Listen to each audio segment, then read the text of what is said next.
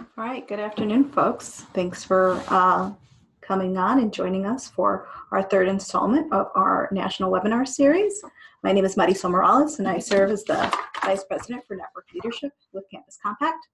We're so happy to have, as part of our Compact national webinar series, a webinar on community colleges. The title is Community Colleges as Civic Power Plants, Generating, Harnessing, and Spreading Civic Power Transformation, with our wonderful colleague and talented presenter, Verdis Robinson, who serves as the Director for Community College Engagement with Campus Compact.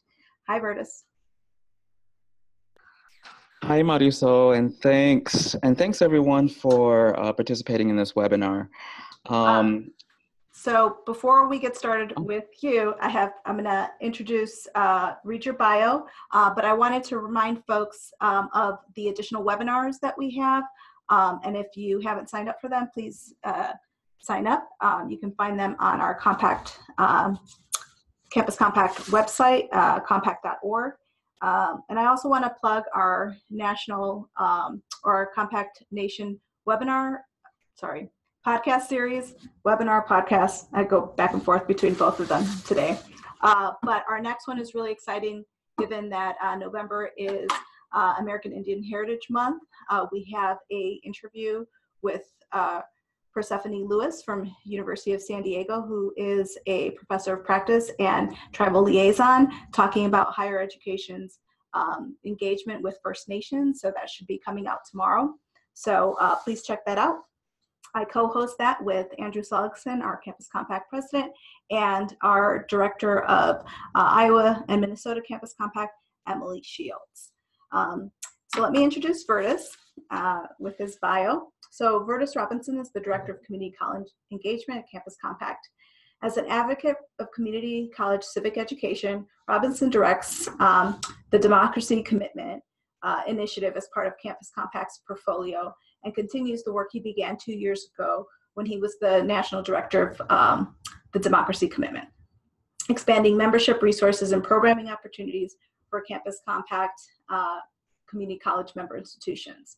Prior to his position at TDC, Robinson was a tenured assistant professor of history and African American studies at Monroe Community College in Rochester, New York, where he taught web-based, web-enhanced, writing-intensive service learning history courses for 10 years. Additionally, Robinson is a fellow of the Aspen Institute's Faculty Seminar on Citizenship and the American and Global Polity, and the National Endowment for the Humanities Faculty Seminar, Rethinking Black Freedom Studies, the Jim Crow North and West. Robinson also serves on the advisory board for the All-In Campus Democracy Challenge, Bridging Theory to Practice, the Students Learn, Students Vote Coalition, and Reacting Consortium, a board of Reacting to the Past. Verdis will be doing, using the Q&A function, so feel free to, any questions that may come up, type in your questions there. He'll be answering those at the end. And there will also be some polls that he offers throughout the webinar. So at this point, Verdis, if you want to take over. Sure, thank you. And I'm just going to share my screen. I have a little presentation for all of you. And thank you for participating in this webinar. This webinar is going to be about the civic engagement in community colleges, basically. And I've entitled it Community Colleges as Civic Power Plants. And some of you are just like, okay, what is this notion of civic power plants? Where does it come from? I Googled it, couldn't find anything. I made it up, sorry. But I'll explain where I'm coming from with this and where this comes from. And why I think that this whole notion or analogy of civic power plants generating, harnessing, and spreading civic power can really be applied to our community colleges and advancing the mission, the original intended mission of community colleges. And as Marisol said, I'm now the Director of Community College Engagement at Campus Compact. And Campus Compact is a national coalition, if you don't know yet, of over 1,000 universities and colleges committed to the public purposes of higher ed. And so we build democracy through civic education, civic action, and community development. And that's one of the reasons why I am not in the national office today. I'm actually in Washington, D.C., where I'm attending a post-election summit on student voting and representing our community colleges. And it is a pleasure to be with you to share with you an analogy that I dreamt up and still am developing, and that in theory will combine efforts prioritized by most community colleges with our civic engagement efforts, and in practice should turn our community colleges into committed beacons of civic power and empowerment, and advance our democracy and create that informed, educated, and active student agent of change. And this is a work in progress. And I am open to suggestions and feedback.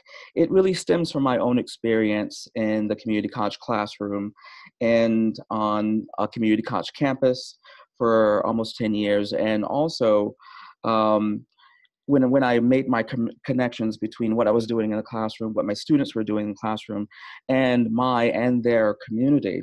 But mostly from my years of national service and community colleges and witnessing the civic power of our community colleges across the nation, as well as the disconnect that a lot of our community colleges are facing in terms of civic learning and democratic engagement and college priorities. So our agenda is basically to do a quick overview of this notion of community colleges as democracies colleges, and where does that come from? And what do we mean by that? And then get into what I mean by civic power. This is something that I was introduced to quite recently, and it just resonated with me.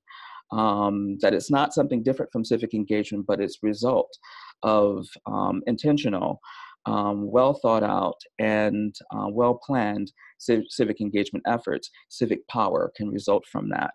And what do I mean by civic power plant? So we're going to get into that. And I'm going to be polling you throughout. Just twice, I'm going to get some audience participation, if you will. That's how I did my classes. And we're going to be seeing what's going on in your neck of the woods. But also, we're just going to go briefly through some of the current community college priorities. And a lot of that I get from speaking to community college administration, as well as from the American Association of Community Colleges, which is one of the associations leading these major community college priorities and providing resources for them. But then we're going to get into connecting it to our civic engagement efforts. And our civic engagement efforts is something I'll call, and again, with the analogy, going with it, and you got to work with me just a little bit, the community of the civic power line. And from there, go into, once that is brought together, what is this thing I'm calling a community college civic power plant? And what are some of the benefits of that? And what are some of the examples that are out there right now that community colleges are doing, but are not nationally recognized or nationally known? There's some great work in some of our community colleges. I'm going to highlight just a few of them, and then get into our plans. So Campus Compact's community college commitment, and what is our commitment and what we're going to be doing over the next few years as I direct community college engagement at Campus Compact. So it's a very, very loaded agenda. I hope to speed through some of this. So I'm going to be general in some cases, specific in others, but getting to a point where we can have a dialogue. And I really want to get to that point so that we can share what is going on. So throughout this this presentation, please use the Q&A functions. And when I can, I will answer some of them live, but most of them I will wait to the end of the presentation to answer them. So without further ado, let's get to this. So community colleges as democracies colleges. Community colleges as democracies colleges is a notion that is very common in community college civic engagement world, but it echoes back to the 1947 Truman Commission report, Higher Ed and Democracy, which argued for the creation of a national system of community colleges. What that has been developed since is basically local institutions that have become important to the landscape of higher ed and have played key roles. So some of the assets of community colleges are affordability, and we can all basically name these. So I'm preaching to the choir for some of you that can really talk about some of the assets, but affordability, lower tuition, accessible, making us, most of the community colleges are commuter institutions. So students can stay at home or are not moving away from their neighborhoods and communities. So a lot of our students are from the communities in which the community college serves. Open access in terms of admission, hence the nickname that comes a lot, that you hear a lot with community colleges being second chance institutions. And that is for a variety of reasons. Those who have been previously incarcerated, those that are not coming directly out of high school. So in addition to the high enrollments of low income, non-traditional, older, and students of color, there's also a high percentage of immigrants and those who English is a second language. And also, community colleges and some of the assets of community colleges, and this is why we're calling them democracies colleges, is because they're home to lifelong learners. And some people call some people call flexible enrollers. You heard about that, the revolving door. You don't necessarily have to go from one semester to the next semester. You can, and some people do, skip semesters and come back when they're able to or ready to. So there's always a revolving door that is going with community colleges. Sometimes I joke with some of my students, and I don't ask them who's a first year or second year. Sometimes I ask them, how many semesters have you been here? Because some people have been there for 8 semesters and things of that nature. So hence the 2-year college. Most of the times, most students do them more than 2 years. So flexible enrollers. Also, it's home to undecided students, or what some people call experimenters, the lost souls, if you will. And basically, and virtually all students who attend community colleges attend for occupational purposes. And that cannot be discounted or demeaned, but rather celebrated and add to the understanding of, again, some of the community college's unique curriculum offerings.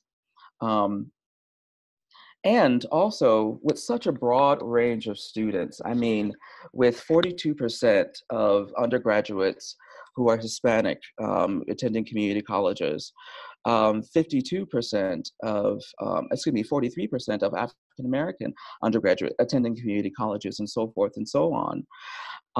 It can be basically and rhetorically celebrated as the People's College or democracy's open door. I mean, but with all of these factors combined, it leads to some of the challenges, both curricular and co-curricular, that community colleges face. Retention rates suffer because of the open door, because of the flexible enrollment. Completion rates suffer, and not as competitive as their 4-year brothers and sisters. Opportunities for jobs and gainful employment are not always guaranteed and increasingly competitive. And most community colleges, due to being commuter schools, have issues with sustaining a holistic campus life for students who spend the majority of their time not on campuses, but in the community, working, taking care of families, and etc. These issues with student success and the notion of being junior colleges tend to make community colleges virtually invisible when compared to their 4-year public and private sisters colleges and universities.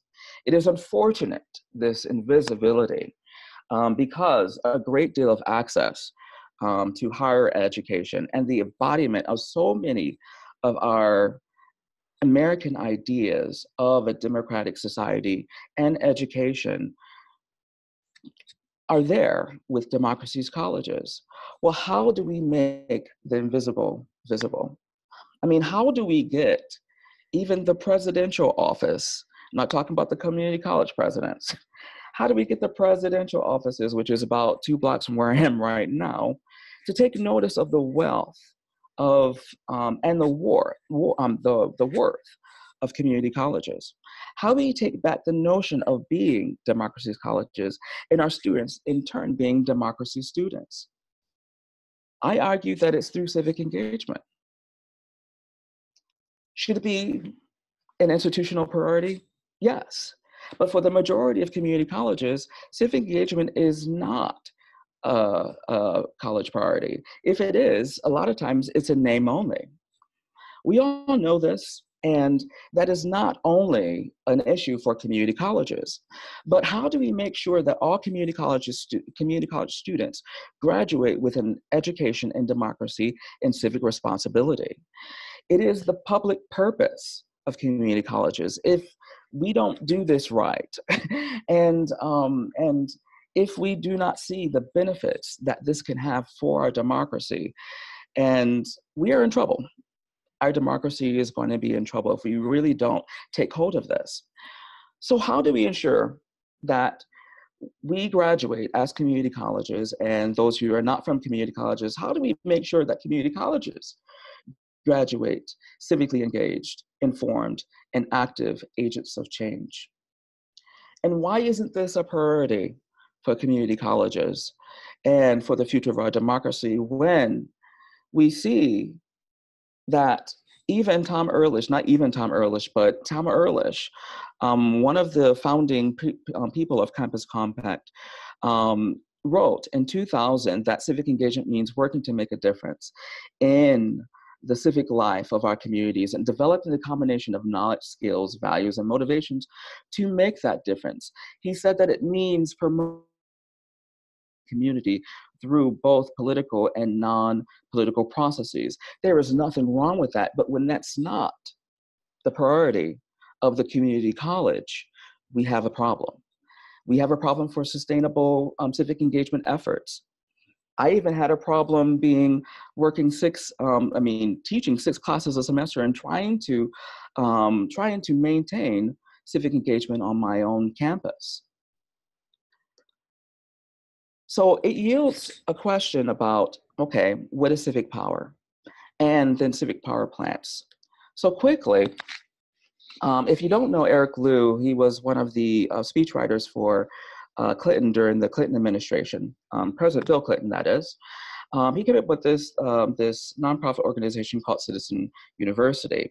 And more recently, he came out with this book called You Are More Powerful Than You Think. Before reading it, I saw him talk about it, and we even invited him to do civic talks during one of our civic learning and democratic engagement national meetings. And I was so struck by his notion of civic power, and that is the result of sustained and very impactful civic engagement work. It empowers our students. It turns the power to our students instead of away from our students. And I even came with this notion that community colleges are more powerful than we think.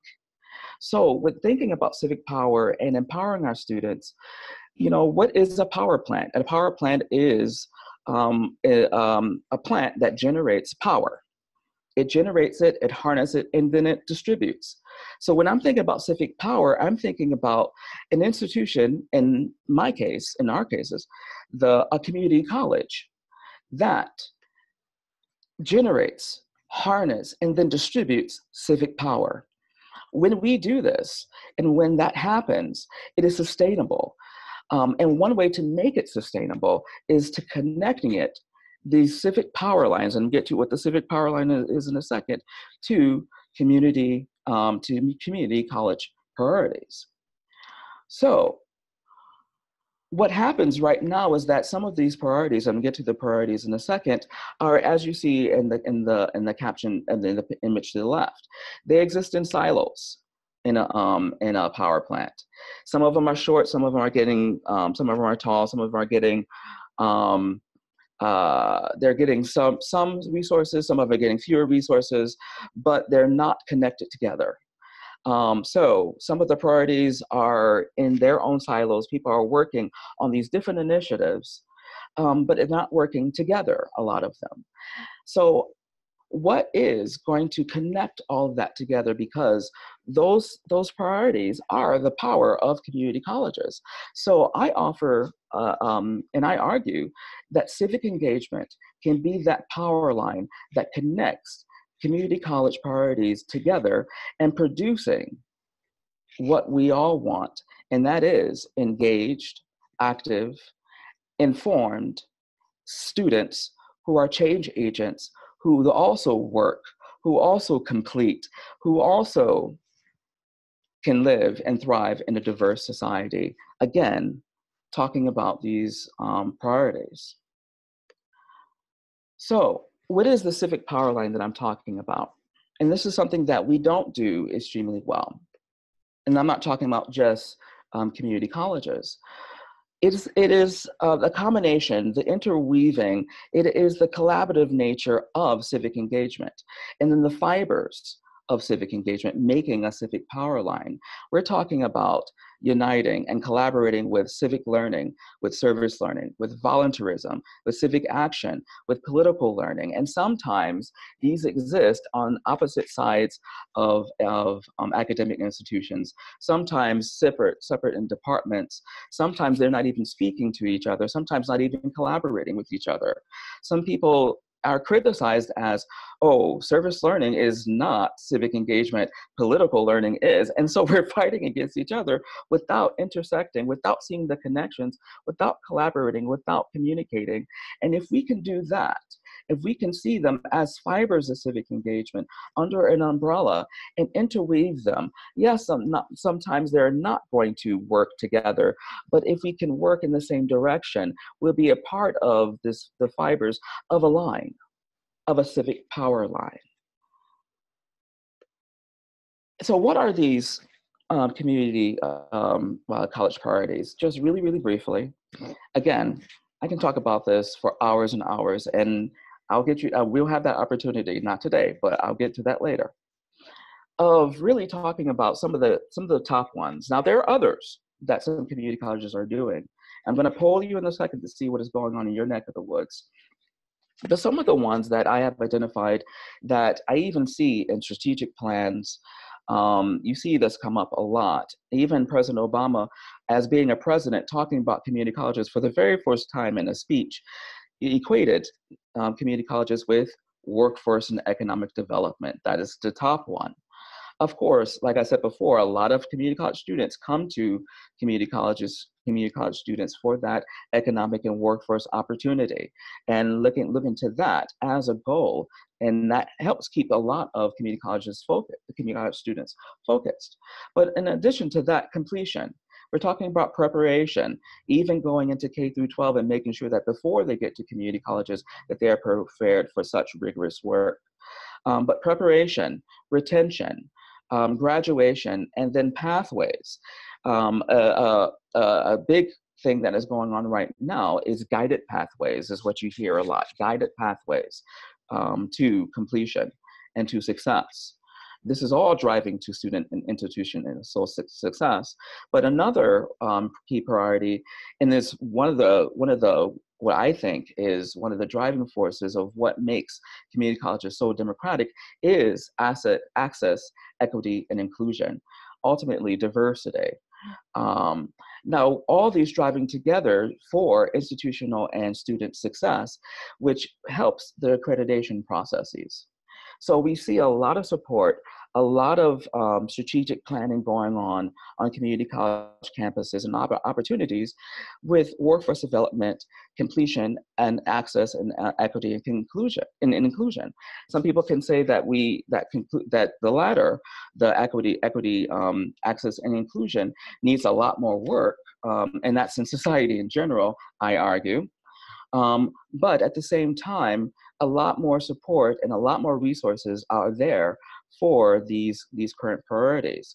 And some of these current priorities have initiatives, national and regional initiatives and resources, and these just a few of them.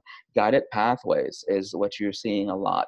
See it in California, especially right now.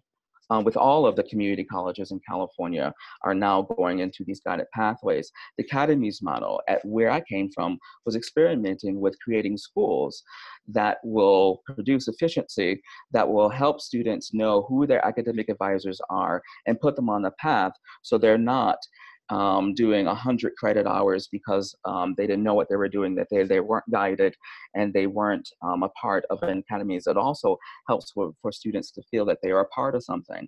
OER, open educational resources, because one of the barriers has to do with course materials, and even being able to afford course materials, where sometimes the course material is as much as the class itself in sometimes some community college campuses, but making it affordable and free and available to all students. And also College Promise and other initiatives to make colleges not just affordable, but free. And again, opening the door for more people to be a part of this democratic process. But these are some of the priorities. So we're going to take a little break, just a few second break, for you to answer something, and that is our first poll. And there's going to be a thing that comes on your screen that basically asks you, and please answer this, and we'll see what comes of this. Is that which one of the following is the top priority on your community college campus or for community colleges in general? Workforce and economic development, completion, access, equity, and inclusion, or something else? So let's take a few moments and we'll see which of the top priorities is a top priority on your campus that you see for community colleges.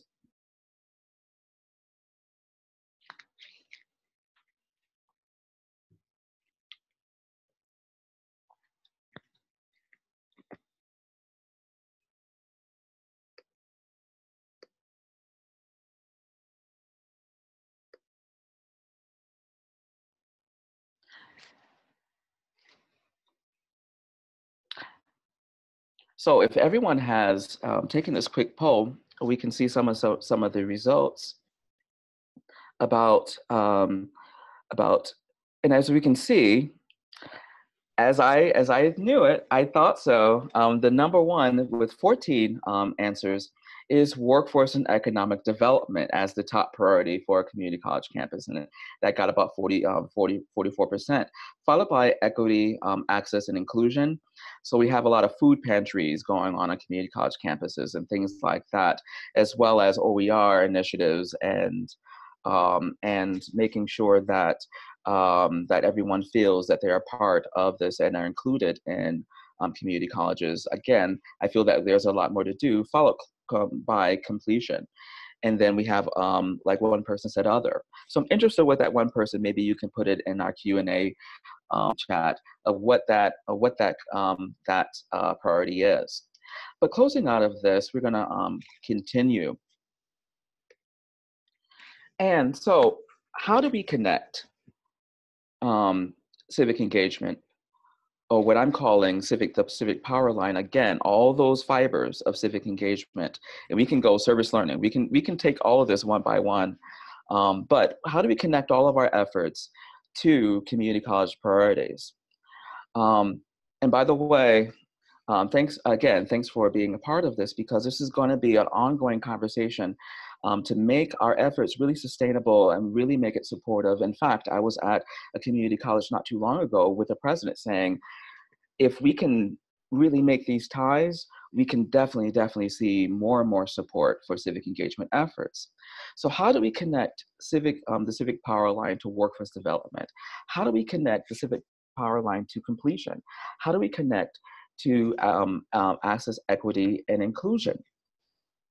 We have to be able to see how service learning can work with with workforce development, how political learning and understanding can work with our completion efforts, how electoral engagement can work with equity, access, and inclusion. Some of that seems like not rocket science. We can see the connections, they're there. Say, for instance, workforce development. It is very obvious because of the whole notion that employers not just want technical workers, they want the soft skills or the 21st century skills, which are in fact civic engagement skills, they're civic learning skills. So that is already a tie-in there. But then how do we do our efforts? Because that has already been documented. Their scholars have already been writing about that. But how do we tie in our efforts to that? With completion, there are already studies that say that students that take classes that they learn about how our government works, that they're engaged in the community through service learning, community-based learning. They have higher retention rates. They have higher completion rates. We have scholarship that already says this. And what about the Civic Power Line, some of our efforts with access, equity, inclusion? We already see that majority of community college community college campuses have food pantries. They tackle the notion of housing insecurity and things of that nature. It's already there. But how do we make that crystal clear that it's not just the priorities, but civic engagement is that thread that makes it all together, that equates it, that ties it all together, that goes right through it, that connects that all these together. How do we make that crystal clear? Well, some campuses and some community colleges are doing that right now. And some of us, we don't even know that this is happening. So I'm just going to only name just three. And I can go through a bunch of them. But again, if we do not have the resources and spreading those resources, because majority of our community colleges themselves are living and thriving, or kind of floundering in silos themselves without reaching out to see what are some of the best practices that are going on out there, what is working. And some of us are reinventing wheels all the time, creating and what we say in the office, hacking from 4-year models. We're hacking 4-year models. We're hacking what goes on the 4-year and tailoring it and adapting them and adjusting them to the 2-year model. Well, here at Campus Compact, we're going to be leading the charge. We're not going to be adapting from 4-year. We're going to be creating from the 2-year and having the 4-year adapt to us. I'm sorry, I'm going to get in trouble for saying all of this, but I'm very, very excited for seeing community colleges as a civic power plant, for seeing it as an anchor institution, for seeing it as the connector that then distributes civic power through our students into our communities, making democracy better and protecting it for generations to come, including our children's and our students' future. So Los Angeles Trade and Tech is doing a great program. In fact, this program that is called ComPlan, or the Community Planning and Economic Development Program, provides students with knowledge and training needed for successful employment in the field of community and economic development. So it's not just the technical or STEM, they're providing this training and successful employment in the field of community development and economic development. In other words, training students to give back to the community through successful and gainful employment, but equipping them with the knowledge and skills to do that. And that is community engagement right there, equating community engagement, community development with workforce development. So, so the students, they learn how to revitalize low and moderate income communities. They learn how to rebuild the economic and physical and social infrastructure of urban communities. This is at a community college, by the way. And they also learn basic urban planning, developmental strategies, technical skills and networks while engaging the community. And it's not engaging the community, they're engaging their own community, showing themselves, improving themselves, and being empowered by the community college that they are the social capital of the community and its leaders, not in the future, but its leaders right now while they're in school. And that's just one example. And there's other examples going on throughout the country about connecting civic power line through and to workforce development. What about the completion agenda? We have Washington community colleges adopting Connect to Complete. And what this is that it utilizes peer, and this is how they're using Connect to Complete, is that they're utilizing peer mentoring and service learning to support community college students to achieve academic success and engagement with their peers, campuses, and even connecting it to the community. So they do this with learning communities, to do this with training and networking opportunities to access this completion agenda. So Connect to Complete, and this is what's going on throughout the Washington community colleges. So all of the Washington community colleges, I believe, majority of them are also members of Campus Compact. So this is how and there are studies that showing that this is definitely increasing retention rates on the community college campuses by creating peer mentorship, creating learning communities, and seeing themselves again as the social capital, as the leaders of their communities. Well, what about what's going on in Portland Community College? Well, Portland Community College and how they are connecting their, again, the civic power line, their civic engagement efforts to the equity, access, and inclusion priority. Well, they're doing it through something called Future Connect program. And basically what this has become is that it has become a scholarship and support program for students who identify as first generation or low income students. And so they focus on eliminating the barriers to college and providing students with ongoing support throughout their time at the community college. So through scholarship money, career guidance, and personalized advising, this program helps students build pathways to their future. And all recipients receive leadership training. They also receive and develop civic skills. And they receive this through participating in this program. So Future Connect program, again, it goes back to the original and one of the assets of community colleges, but creating a community within a campus community to make sure that those students feel that they belong there, and also providing and doing what Thomas Ehrlich says is equipping them with the knowledge, skills, and motivation to make a difference, civic skill building. So that's civic learning, connecting civic learning to access, equity, and inclusion. Again, these are just 3 good models of connecting civic engagement with institutional priorities.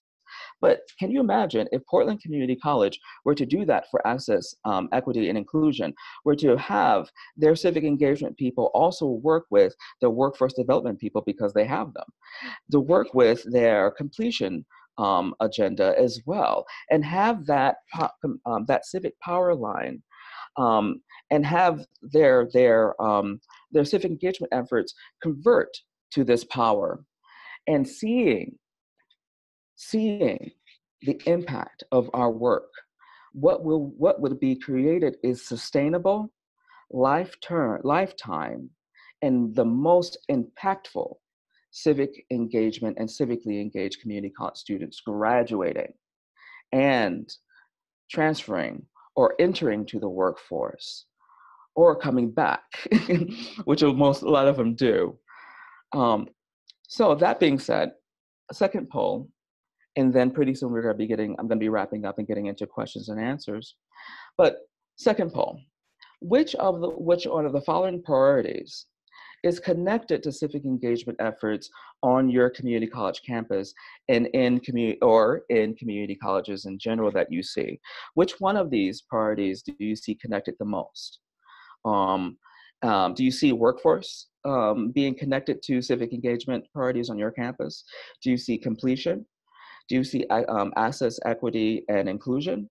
And for the students that are on this call, where do you see this as well? Where do you see your efforts as change agents? Because I know there's about 10 or 15 community college change agents already on this call. And so where do you see the connections on your community college campus? I'm giving you a moment to fill out this poll, because I'm interested as well to see where this is already happening. And even in the question and answers, if you want to show and to where this is happening, when we start developing resources and really highlighting where this is happening so that we can all learn from each other, I call it cross-pollination, then I know who to come to.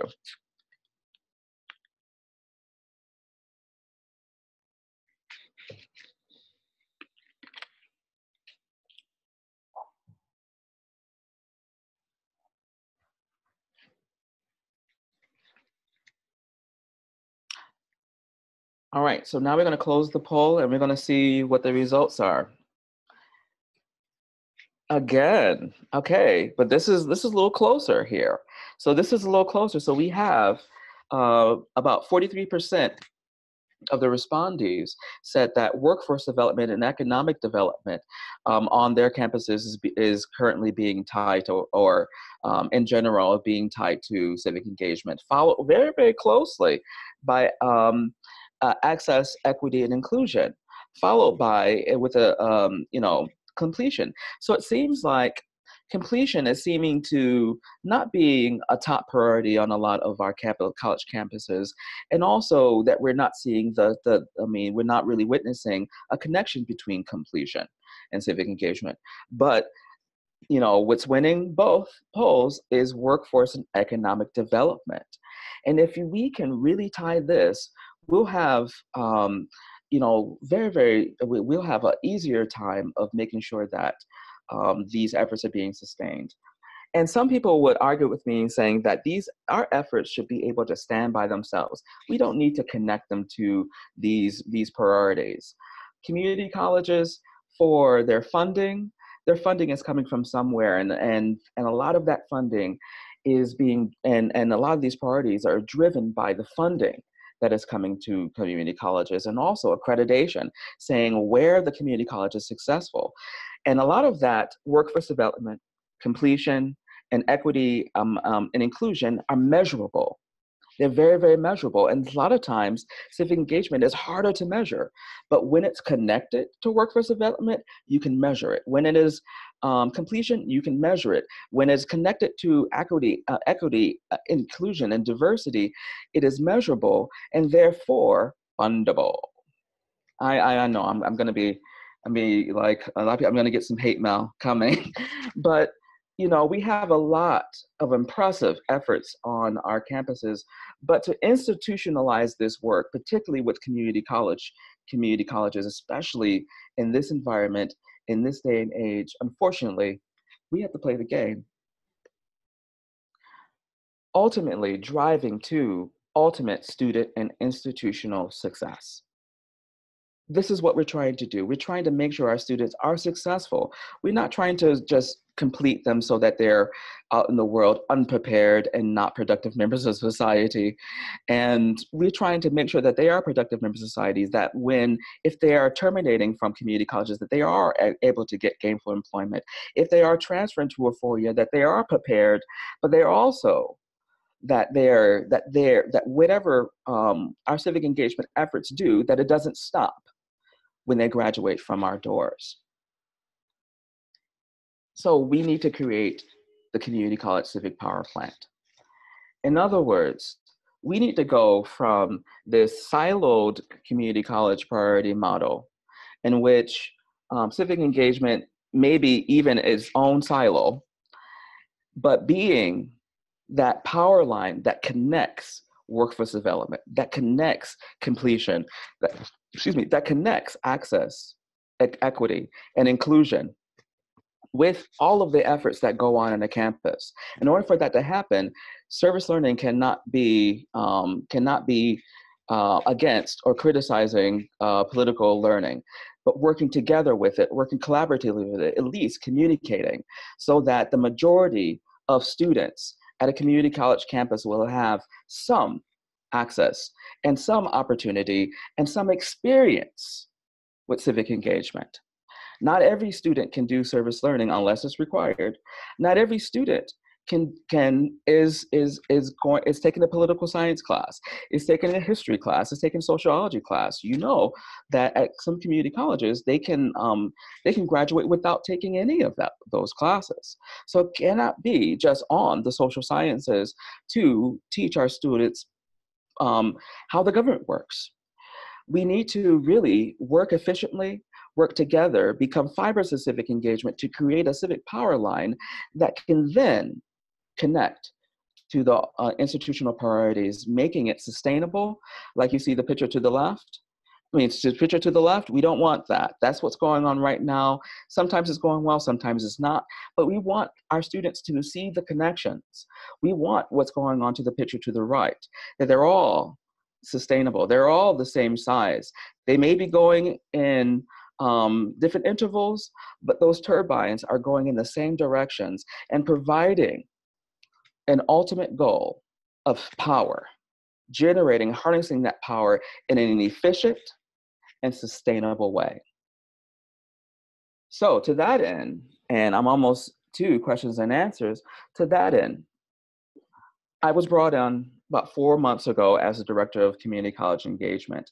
And it's fairly new. There was a movement a few years ago that had a director of community college engagement. There was a whole center and things of that nature. We're getting back to that.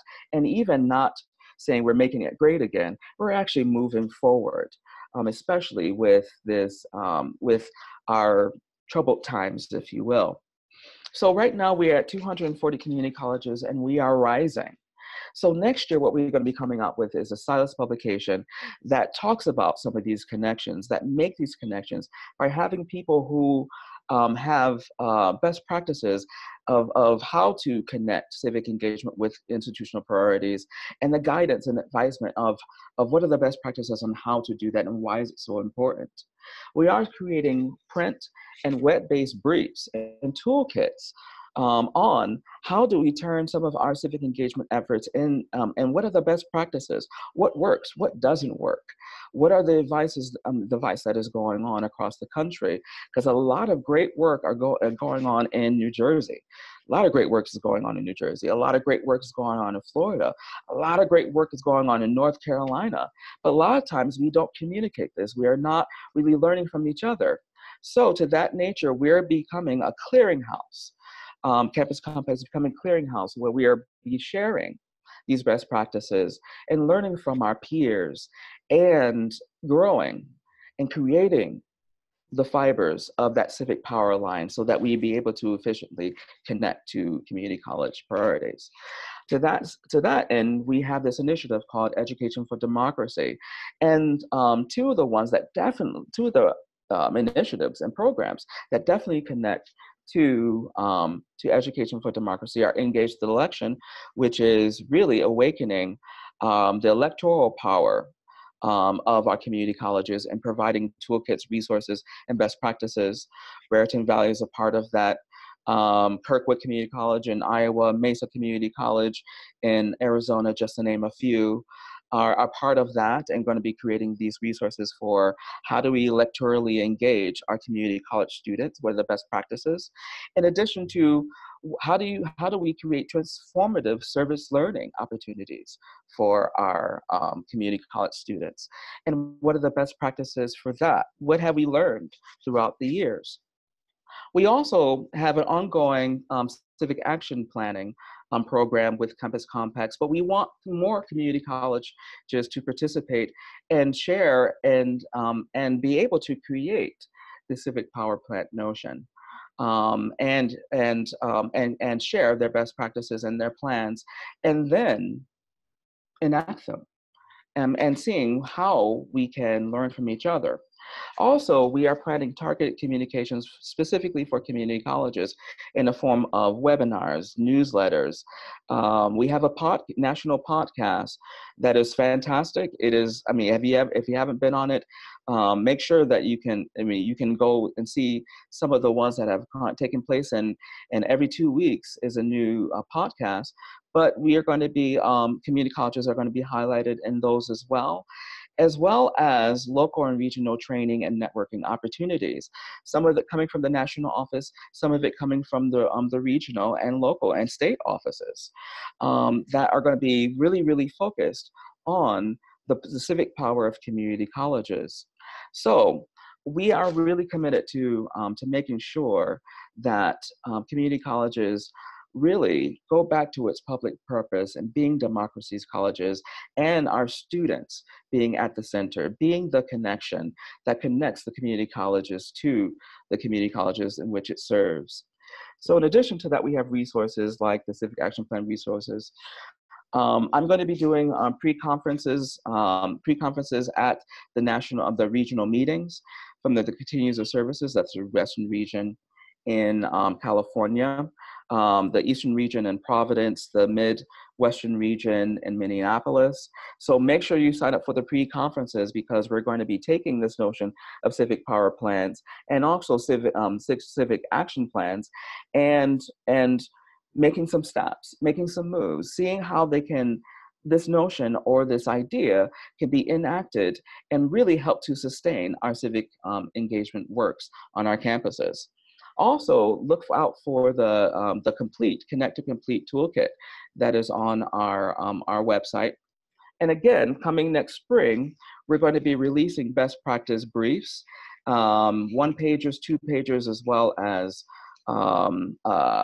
some handbooks and some toolkits on best practices for civic power. That's on electoral engagement, organizing, service learning, civic action, things of that nature, as well as how to connect civic power to workforce development, completion, and all the rest of the community college engagement. In the future, how to connect our work to assessment, accreditation, and articulation agreements.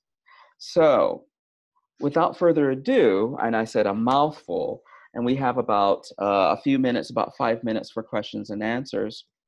Feel free in the Q&A section to ask any questions, and we do have one that says that the program has been recognized leader of LA, and this is from Mary Lucy. Hi, Mary. How you doing? That has been recognized leader in community college development training in the broader world for some time, and she's glad to see it mentioned. Yeah, and I just recently met the chair of the director, and the way that she speaks about it is saying that it's from an asset model. It's not saying what is wrong or what is a deficit in our community and let us fix that. Is what are the assets that we have in our community? How can we develop this? And not only develop it, how can we get our students involved in this? So it's not just the community college partnering up with community partners, but using the students as co-creators of that.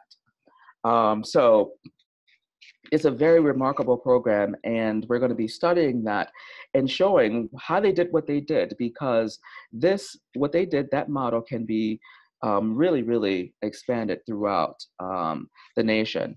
And it could work and be adapted in rural community colleges and things of that nature. And I've been told to create the dates to correct the dates. Oh, yes.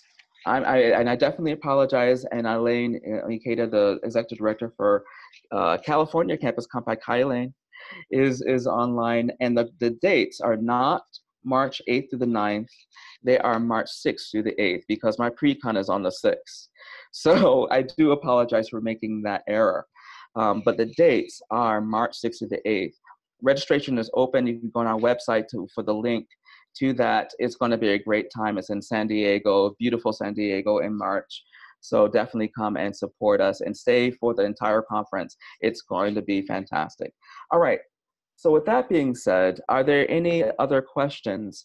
Speak now or forever hold your peace. How many of us have heard that? Okay, never mind. I won't go there either. Verdis, there is on the chat. Yes. If you want to take a look. And I'll stop sharing so I can see that. Okay. Okay. The last one. So students in STDV 100, the community college they're experiencing right now, and I may ask, what should their greatest takeaway be about this power plant model? The greatest takeaway is the potential that that a community college has for really influencing the community college, the community itself. The greatest takeaway is that the students, you yourselves, are the social capital, that you are the leaders of your own community, and to utilize civic engagement, your civic learning and civic engagement opportunities to realize that and make it sustainable, make it a lifetime thing, make it a habit. Democracy is not a noun, it is a verb, but it's really, when it really becomes that civic power is when it becomes a habit. When you make it a part of your education and not just for getting a job, but to making this world better, making your world better, and you being in charge of that and you leading the way. You have the ability and you can do that. And we're all here to support that. And that's why we need to be more efficient. We need to be more sustainable about it. We need to be more impactful about how we go about doing this work on our campuses to make it more efficient and to realize that not just for a few community college students, but for everyone.